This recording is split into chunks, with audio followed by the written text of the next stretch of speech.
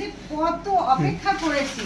তো ফাইনালি জয়ন্তীর সঙ্গে দেখা হয়ে গেল। আমি বলি লক্ষ্মী বোন, আমি ওকে লক্ষ্মী বোন বলি। তো আজকে আমি বাড়ি থেকে আসলাম, আসার পরে জয়ন্তী বোনের জন্য দুইজনে গিফট পাঠিয়েছে। তার মাঝখানে আমি তো আছি, আমি তো স্বয়ং এসেছি আমার বোনের কাছে এবং আমিও এনেছি। কে পাঠিয়েছে গিফট সেটাও নিশ্চয়ই বলবো আমি। একজন পাঠিয়েছে শাকিব খান, আরেকজন পাঠিয়েছে আরাত্তিকায়ন। একজন সৌদি আরব থেকে ওর জন্য একজন এত ভালো মানুষ এবং একজন মিষ্টি বোন, ওকে বোনের মতন দেখে, খুব ভালোবাসে। তো শাকিব ভাইও ওর জন্য গিফট পাঠিয়েছে। এবার সে তো আর আসতে পারছে না, আমার মাধ্যমে পাঠিয়েছে।